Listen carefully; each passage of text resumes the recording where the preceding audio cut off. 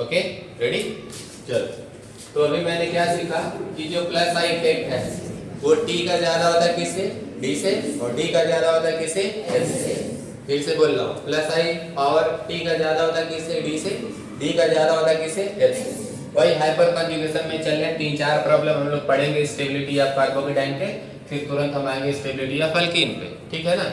तो इससे रिलेटेड मैंने क्या किया है, क्वेश्चन कराया यहाँ पर। ओके, यहाँ पर एक दिख रहा होगा आपको क्वेश्चन, ये हटा देता हूँ थोड़ा अभी के लिए भी। डन। इसका जो एग्जांपल आप यहाँ देख सकते हैं, यदि देखा जाए तो हमें पता चला कि टी का प्लस आई ज्यादा है किससे, डी से, और डी का प्लस आई ज्यादा है किससे, एच से। तो यहाँ पर यदि कार्बोकेटाइन की स्टेबिलिटी देखेंगे तो मेरा ऑर्डर क्या आएगा, 3, 2, 1। बट एक चीज और मैंने नोट में बताया क्या, कि जो हाइपर कॉन्जुगेशन होता है, प्लस एच सी का मतलब hyper conjugation, hyper conjugation CH3 का ज्यादा होता है किससे, CD3 से। डन। तो यदि मैं एक क्वेश्चन इससे रिलेटेड यहाँ पर दिया हूँ, एक कार्बोकेटाइन यहाँ पर मेरे पास है और एक कार्बोकेटाइन यहाँ पर है, इसमें CD3 और इसमें क्या है, CH3 है, और हमें पहले ही पता है कि CH3 का हाइपर कॉन्जुगेशन क्या होता है, ज्यादा होता है। तो जिसमें हाइपर कॉन्जुगेशन ज्यादा होगा उसमें स्टेबिलिटी ऑफ कार्बोकेटाइन भी क्या होगा, ज्यादा होगा। तो ये हो गया मेरा ये ऑर्डर, सही है ना। डन। जैसे यदि मान लीजिए हेडिंग डाले आप स्टेबिलिटी ऑफ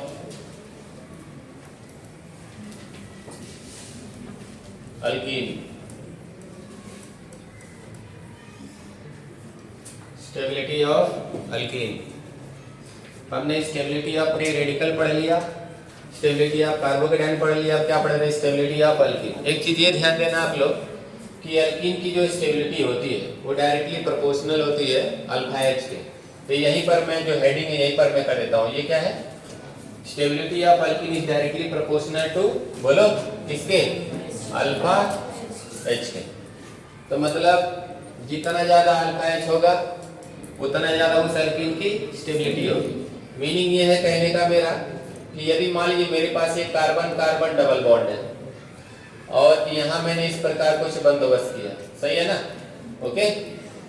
तो आपको क्या करना है, ये जो डबल बॉन्डेड कार्बन है इसको देखो, तो ये डबल बॉन्डेड कार्बन और ये डबल बॉन्डेड कार्बन है। तो इस डबल बॉन्डेड कार्बन के पड़ोस में जो कार्बन होगा उसको अल्फा कहेंगे, उसके बाद वाला क्या होगा, बीटा, उसके बाद वाला गामा, डेल्टा, ऐसे चलता जाएगा। तो ये क्या हुआ, ये भी अल्फा हुआ, और ये क्या हो गया, बीटा। आगे होता तो गामा डेल्टा, ऐसा चलता। तो पहले तो आपको ये बता रहा हूं कि किस तरीके से चेक करेंगे। आपको सिर्फ क्या करना है, जो डबल बॉन्डेड कार्बन का जो नेबरिंग कार्बन है उसको देखना है, यानी पड़ोस वाले कार्बन को, और उस पड़ोस वाले यानी अल्फा कार्बन पर जो हाइड्रोजन होगा उसको आपको देखना है। जिसमें अल्फा हाइड्रोजन ज्यादा होगा उस अल्कीन की स्टेबिलिटी भी क्या होगी, ज्यादा होगी, सही है ना। जैसे एग्जांपल के तौर पे यदि मान लीजिए मेरे पास कुछ ऐसा है, CH2 double bond CH2,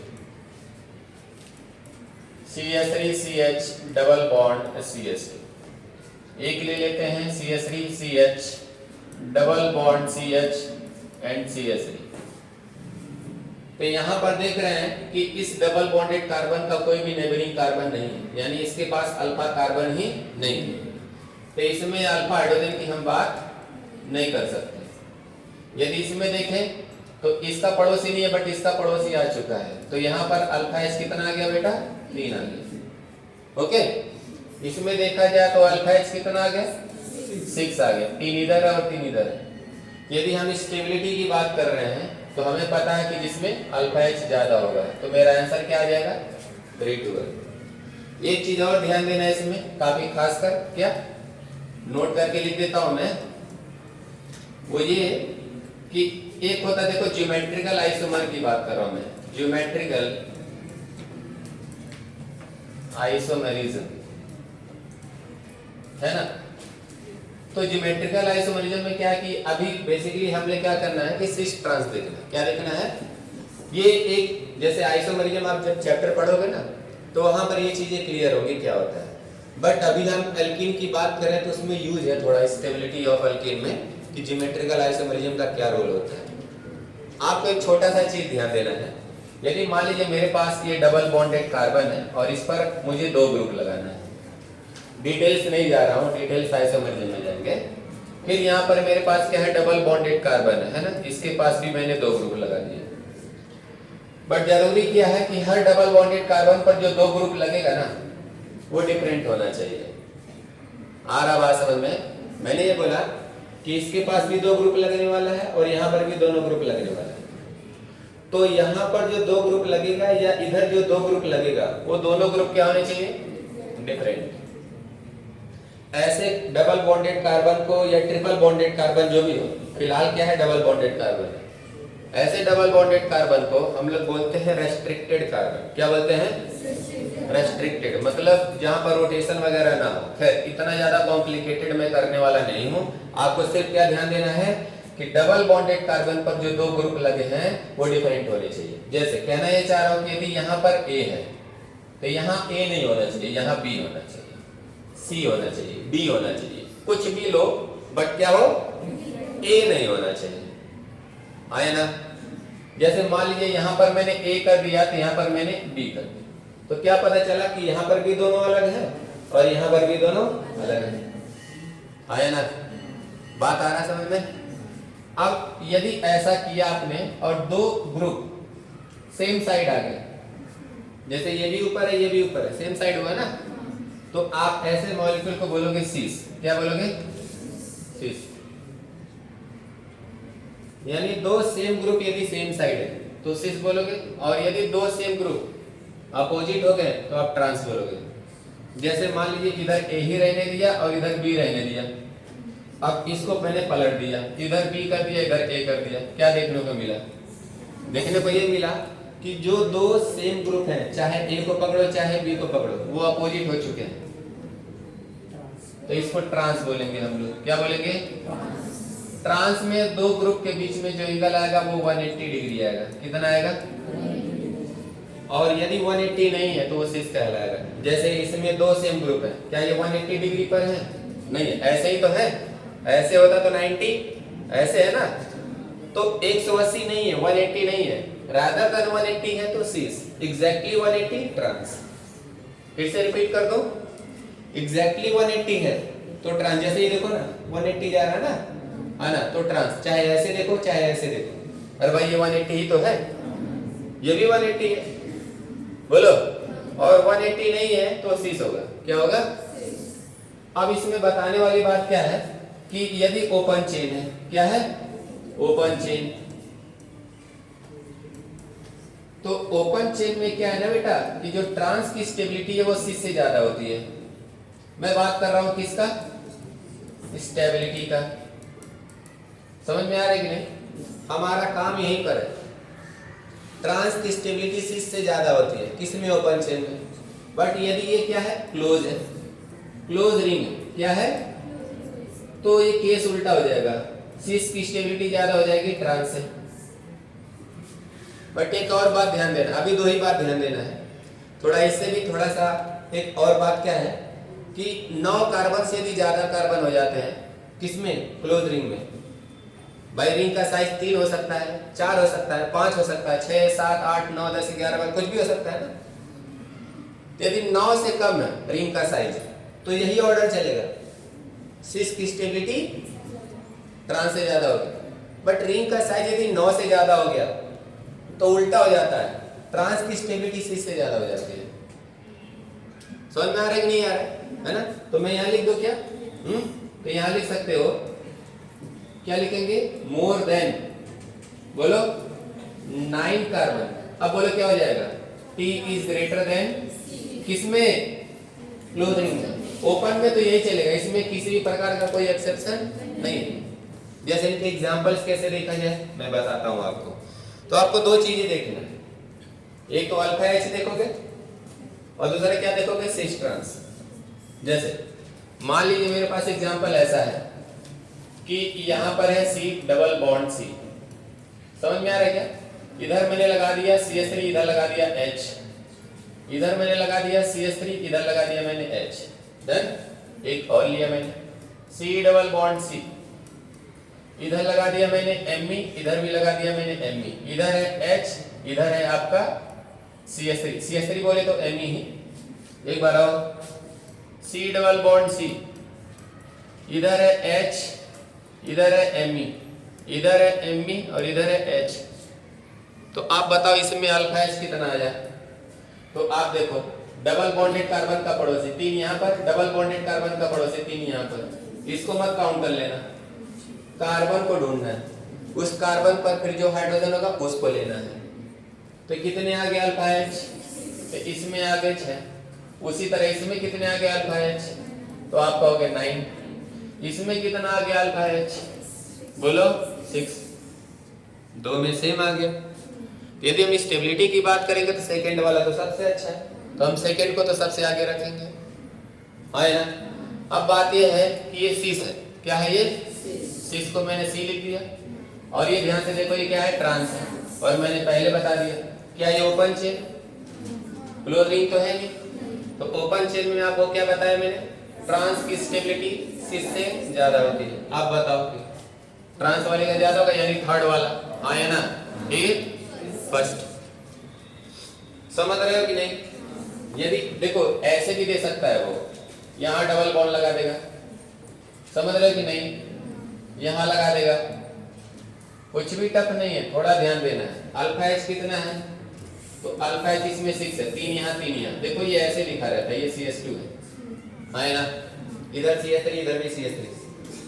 clear है क्या। इधर आओ, 3 3 6 और 3 9, यहाँ अल्फा H कितना आ गया 9। इसमें देखो 3 3 6 3 9 3 12, अल्फा H कितना आ गया 12। आंसर क्या आ गया आपका, ये आ गया, है ना। यदि मान लीजिए एक आधा थोड़ा और करते हैं, अभी तो स्टार्ट किया हूं, है कि नहीं। ये देखो मानिए मेरे पास कुछ ऐसा है, डबल बॉन्ड CH2, एक और ले लेते, यहां ले लिया मैंने CH3, एक और CH3 और CH3। तो आप बताएं इसमें अल्फा H कितना है, आप कहोगे सर 4 है। क्यों, ये वाला पकड़ो, 2 इधर, इसका पड़ोसी तो है ही नहीं, मेंटल और दोनों भाई ओपन करो। यहां बताओ कितना अल्फा H, बोलो। डबल बॉन्डेड कार्बन को पकड़ लो बेटा आप, इधर 3 2 5, कितना हो गया 7। किसे बताओ अल्फा H, 6 का है, 10 है ना, 3 3 6 ऐसे ही हो गया, 6 2 8 और 2 10। स्टेबिलिटी ऑर्डर क्या हो जाएगा, ये हो जाएगा। बोलो। यदि ऐसा कोई अल्कीन है, ऐसा कोई अल्कीन जिसमें रिजोनेंस भी आ रहा है और साथ में हाइपर कॉन्जुगेशन भी है, तो उसकी स्टेबिलिटी ज्यादा होगी, किससे, सिर्फ हाइपर कॉन्जुगेशन वाले से। एक ऐसा अल्कीन जिसको किसकी फैसिलिटी मिल रही है और उसकी ज्यादा होगी किससे, समझ में आ रहा है ना। जैसे मान लीजिए मैं ये कहना चाह रहा हूं, आप देखो समझो, ये मेरे पास डबल बॉन्ड है, यहां पर भी डबल बॉन्ड है, यहां पर भी डबल बॉन्ड है, और यहां पर भी डबल बॉन्ड है ना। थोड़ा समझ में आ रहा है, फिर से बना दूं, देखो ये क्या पता चल रहा है, क्या यहाँ रेजोनेंस है, नहीं, यहाँ नहीं, यहाँ नहीं, बट यहाँ है ना डबल सिंगल डबल, वो हो सकता पूरा ही कर दे, है कि नहीं। तो यहाँ रेजोनेंस है और साथ में अल्फा H भी है, तो इसमें क्या आ रहा है, रिजो और प्लस का अल्फा H कितना है 6, 3 यहाँ 3 यहाँ। इसमें रेजोनेंस है नहीं, इसमें सिर्फ अल्फा H है, कितना है बोलो, कितना है 10। यहाँ बोलो अल्फा H, 3 2 5 2 7, अल्फा H कितना है 4। सबसे ज्यादा स्टेबल कौन होगा, 4। फिर कौन होगा, फिर आ रहा होगा समझ में, आया कि नहीं आया, कहना ये चाह रहा होगा। जैसे मान लीजिए, अच्छा इसमें कुछ एक्सेप्शन भी है। अभी जैसे मैंने आपको कुछ देर पहले बताया था कि what is the stability of carbanion, तो कार्बोनाइन की स्टेबिलिटी ऑर्डर जो होती है वो क्या होती है, जरा बताएं आप, बोले।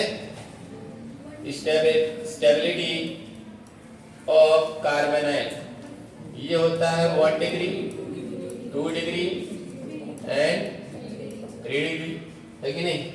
अब इससे रिलेटेड यदि क्वेश्चन दो, जैसे मान लीजिए मेरे पास कुछ ऐसा है, CH3 है, CH3 है, डबल बॉन्ड यहाँ पर CH2 है, एक और लिया मैंने CH3 CH double bond CH and CH3। अब यदि आप देखो यहाँ पर, तो यहाँ पर अल्फा H कितना है, आप कहोगे 6 है, मैं कहूंगा अल्फा H कितना है, आप कहोगे 6 है ना। बोलो, इसके दो फॉर्म बनेंगे, कौन से, ट्रांस और सिस। क्यों बनेंगे दो फॉर्म, क्योंकि हर एक कार्बन पर दो ग्रुप अलग है। यदि मैं कहूंगा इस वाले कार्बन पर दो ग्रुप कौन सा अलग है, तो आप कहोगे सर जी एक H हो गया और एक खुद CH3।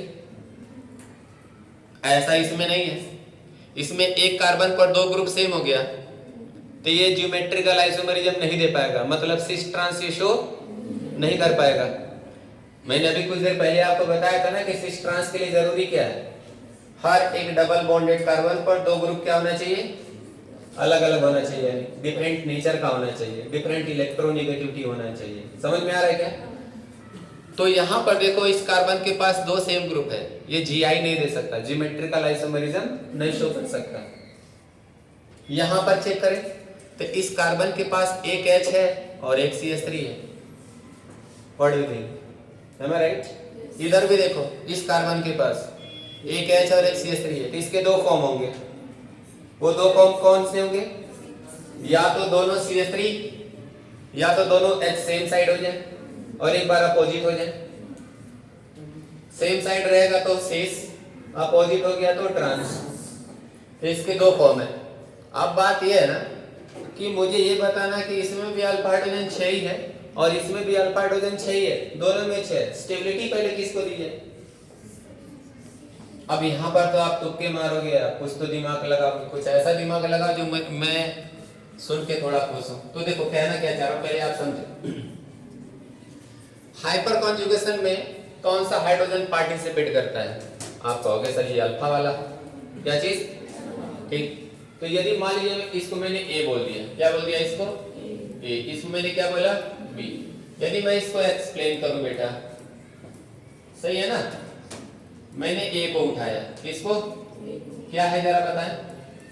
CH3 को क्या मैं ऐसे लिख सकता हूं, है ना, फिर क्या है CH3 और इधर क्या है डबल बॉन्ड CH2, है ना। अल्फा H तो यही है, बोलो ना यार, नीचे भी है ऊपर भी है, कैसे भी लो। तो ये वाला यहाँ जाएगा पाई, क्योंकि हाइपर कॉन्जुगेशन में क्या होता है, सिग्मा इज कन्वर्टिंग इनटू पाई, है ना। तो ये सिग्मा गया पाई बनाने, यहाँ से पाई टूट गया, है ना। क्या हुआ जरा बताओ, बोलो। इधर क्या हो गया CH2 डबल बॉन्ड, बोलो। C नीचे क्या है CH3, इधर क्या है CH2 माइनस, क्या कहते हो एरो वहीं गया ना, और यहाँ पर H प्लस कहीं ऐसे बैठा रहेगा, है ना। अब ये जो कार्बन आयन इसकी डिग्री कितनी है, ये 1 डिग्री का कार्बन आयन है, देख लो। क्यों, क्योंकि ये कार्बन आयन सिर्फ एक कार्बन से जुड़ रहा है, हाँ है ना। यदि मैं B को उठाऊं, किसको B को, तो क्या है जरा बताएं, CH3 को कैसे लिख सकते हैं, मैंने अभी बताया CH2 और एक H को मैंने ऐसे लिखला दिया, बोलो। फिर क्या है जरा बताओ, CS डबल बॉन्ड CS, फिर क्या है CH3, ये अल्फा वाला यही है, कितना इधर 3, उधर भी 3। यदि ये गया पाई बॉन्ड बनाया तो इधर से एक टूट जाएगा, हाँ ना। आगे बोले क्या हो गया, बोलो। तो यहाँ हो गया CH2 डबल बॉन्ड, क्यों, फिर बोलो CH सिंगल बॉन्ड, फिर बोलो CH माइनस, और इधर क्या है CH3, और यहाँ पर H प्लस कहीं बैठा होगा। तो अब आप देख रहे हो कि यहाँ पर जो कार्बन आयन है इसकी डिग्री कितनी है 2 डिग्री, यहाँ पर 1 डिग्री कार्बन आयन है, यहाँ पर 2 डिग्री कार्बन आयन है। कौन सा कार्बन आयन ज्यादा अच्छा होगा, पहले वाला या दूसरी वाला। तो यहीं से डिसीजन मिल गया आपको। अब बताएं स्टेबिलिटी क्या आ गई, A is greater then B, आना क्लियर है कि नहीं, बोलो। जैसे एक आधा क्वेश्चन और एंगल स्ट्रेन से रिलेटेड है ना। तो एंगल स्ट्रेन का कॉन्सेप्ट क्या है ये तो मैंने आपको बता रखा है। क्या कहते हो? क्यों बेटा? तो जैसा दिखता है वैसा होता नहीं है। जैसे मान लीजिए मेरे पास कुछ ऐसा है कि एक मैंने यहां लगा दिया CH2, क्या लगा दिया, और एक मैंने क्या किया, कुछ ऐसे ले लिया, यहां लगा दिया मैंने CH3 और यहां लगा दिया मैंने डबल बॉन्ड। कोई समस्या नहीं। यदि मैं कहूंगा कि इसमें अल्फा H कितना है, तो ये डबल बॉन्डेड कार्बन है, इसका पड़ोसी ये भी है, इसका पड़ोसी ये भी है, कितना हो गया 4। उस सिमिलरली इधर कितना है अल्फा H, तो इसका पड़ोसी ये 3, इधर कितना हो गया 5। अल्फा हाइड्रोजन के ये इंफॉर्मेशन से हमें ये पता चल रहा है कि स्टेबिलिटी ये होगी। नहीं, इसको यदि A बोल दूं और इसको क्या बोल दूं B, तो आप कहोगे sir ji B is greater than A, ये आंसर क्या हो जाएगा, रॉन्ग हो जाएगा। समझ में आ रहा है कि नहीं? तो राइट आंसर क्या है? तो राइट क्या इसमें करना है क्या, ये गलत हो गया, बचा क्या? अरे भाई यदि ये गलत है तो फिर आंसर क्या होगा, A ग्रेटर देन B। अब आपके लिए यही समस्या है ना, कैसे? आंसर तो मिल ही चुका है, तो इसको एक्सप्लेन करते हैं हम। देखो ये हो क्या रहा है ना कि आप ऐसे देखो तो ये डबल बॉन्डेड CH2 है, तो ये कार्बन कैसा हो चुका है, ये हो चुका है sp2। अंदर एंगल कितना है 60 डिग्री, बोलो ना। और sp2 के लिए कितना होता है, क्या है दोनों बराबर है?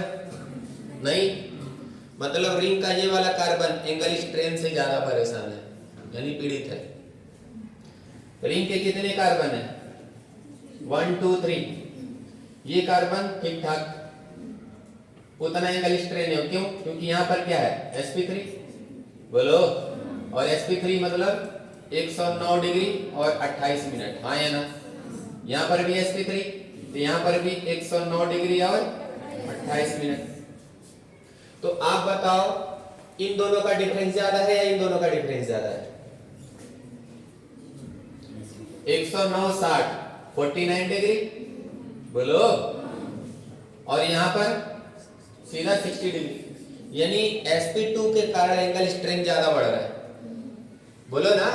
ठीक, मतलब मीनिंग ये निकला कि जो 3 मेंबर का रिंग है वो डबल बॉन्डेड नहीं होना चाहता। यदि डबल बॉन्डेड हो गया तो उसको एंगल स्ट्रेन मिलेगा। नहीं समझे? वो डबल बॉन्ड से अच्छा है कि वो सिंगल बॉन्ड में रहे, क्यों? एंगल स्ट्रेन कम रहेगा। अरे भाई सिंगल के कारण एंगल स्ट्रेन कितना आ रहा है 49, और डबल बॉन्ड के कारण क्या आ रहा है 60। तो क्या होना चाहेगा, सिंगल बॉन्डेड या डबल बॉन्डेड? अच्छा है कि वो है ना। अब यदि मान लीजिए इसको देखा जाए, यानी इसमें एंगल स्ट्रेन तो है, इसमें क्या है एंगल स्ट्रेन है, हाँ या ना। यदि बात करूं मैं इसका, तो यहां पर ये CH3 है, यहां डबल बॉन्डेड है। अब आप देख सकते हो कि रिंग का 2 कार्बन, ये भी क्या हो गया sp2 और ये भी क्या हो गया sp2, हाँ ना। तो यहां पर भी 120, यहां पर भी 120, समझ रहे हो क्या? तो रिंग का एक कार्बन डबल बॉन्डेड से पीड़ित था, यहां पर अब तो 2 कार्बन है डबल बॉन्ड से पीड़ित। तो ज्यादा एंगल स्ट्रेन किसमें, उसमें है या इसमें है, बोलो। अरे भाई 60 120 खाली एक कार्बन है, इसमें 60 120 के 2 है ना, एक एक्स्ट्रा नहीं बढ़ रहा है। इसमें 60 120 एक ही तो है, इसमें 2 एक्स्ट्रा, एक एक्स्ट्रा हो रहा है ना इसमें। तो इस वाले में एंगल स्ट्रेन क्या हो रहा है, ज्यादा हो रहा है, जबकि अल्फा H क्या है, ज्यादा है। तो जिसमें एंगल स्ट्रेन ज्यादा है उसमें स्टेबिलिटी क्या होगी, कम। तो आंसर आपको पता ही चल गया, है ना। ये थोड़े से अच्छे क्वेश्चन है, समझ में आ रहा है कि नहीं, बोलो है ना। ठीक, जैसे एक चीज और देखें, यदि मान लीजिए मेरे पास क्वेश्चन ऐसा है, देखो डबल डबल डबल, ठीक है। एक और देखो डबल डबल डबल, एक और देखो